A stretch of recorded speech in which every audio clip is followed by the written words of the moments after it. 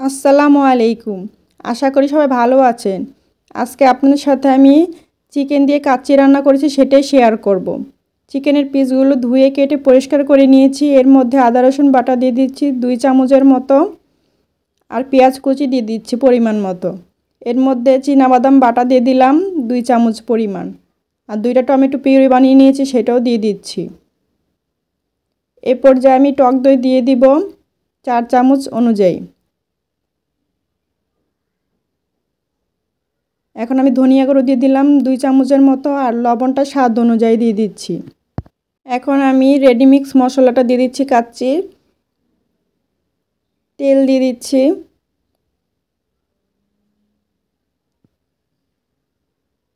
এখন আমি তেজপাতা দিয়ে দিলাম 2টা চিড়ে, আর এখানে আমি গরম মশলার গুঁড়া ব্যবহার করেছি 1 চামচ পরিমাণ।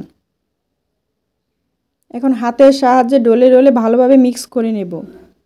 এর মধ্যে আমি পেঁয়াজের বেরেস্তা ব্যবহার করেছি, সেটা স্কিপ হয়ে গেছে। হাতের সাহায্যে ভালোভাবে আমি একটু মেখে নিয়েছি। এই পর্যায়ে আমি এটাকে ঢাকনা দিয়ে ঢেকে কিছুক্ষণ রেস্টে রেখে দেব। কিছুক্ষণ পর চুলায় বসিয়ে নিয়েছি, আমি একটু নেড়ে চেড়ে নিয়েছি। এই পর্যায়ে আমি এখানে মরিচের গুঁড়ো ব্যবহার করব 1 চামচ পরিমাণ। একটু নেড়ে চেড়ে ভালোভাবে মিক্স করে নেব। এটাকে আমি ঢাকনা দিয়ে ঢেকে আরও কিছুক্ষণ রান্না করে নেব। এই পর্যায়ে আমি কাঁচামরিচ দিয়ে দিব। এখন একটু নেড়ে চেড়ে নিচ্ছি।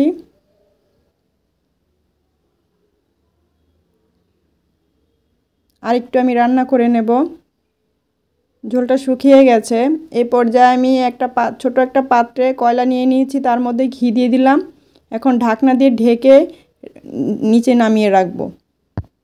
চুলার মধ্যে আমি পানি বসিয়ে নিয়েছি। এর মধ্যে লবণ আর সামান্য পরিমাণে সয়াবিন তেল দিয়ে দিচ্ছি, আর মিক্স মশলার সাথে এই মশলাটা ছিল সেটাও দিয়ে দিলাম। চালটা আমি ধুয়ে পরিষ্কার করে দিয়ে দিচ্ছি। এটা এখন রান্না করে নেব। প্রায় 80% মতো রান্না করে নেব আমি। 80% আমার চালটা হয়ে গেছে। এখন আমি ছাঁকনির সাহায্যে ছেঁকে নেব। ছেঁকে নিয়েছি আমি। এ পর্যায়ে চুলার মধ্যে আমি চিকেনের পাতিলটা বসিয়ে নিলাম। অল্প অল্প করে আমি চালগুলো দিয়ে দিচ্ছি, ছড়িয়ে ছড়িয়ে দিচ্ছি। এখন আমি জর্দা রঙটা গুলে নিয়েছিলাম সেটা দিয়ে দিচ্ছি। সামান্য পরিমাণে বুট দিয়েছি, মটরশুঁটি দিয়েছি, গাজর কুচি দিয়েছি, কিশমিশ দিয়ে ভালোভাবে সাজিয়ে নিচ্ছি। পেঁয়াজের বেরেস্তাও দিয়ে দিলাম, আর সামান্য পরিমাণে ঘি ছড়িয়ে দিলাম। এগুলো দেওয়া হয়ে গেলে আরেক পর্যায়ে আমি চালগুলো দিয়ে দিচ্ছি। এভাবে করে 2-3 বার প্রসেস করে নিতে হবে।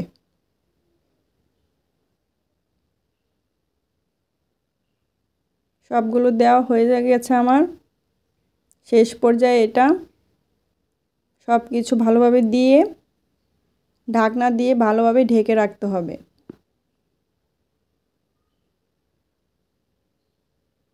এটা তাওয়ার মধ্যে বসিয়ে নিয়েছি আমি। একবার হাই হিটে রান্না করে নেব কিছুক্ষণ, 5 মিনিটের মতো, তারপর লো করে দিতে হবে।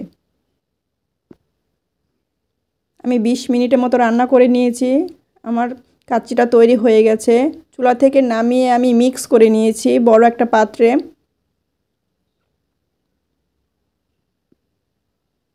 আমি একটা প্লেটে সাজিয়ে নিয়েছি।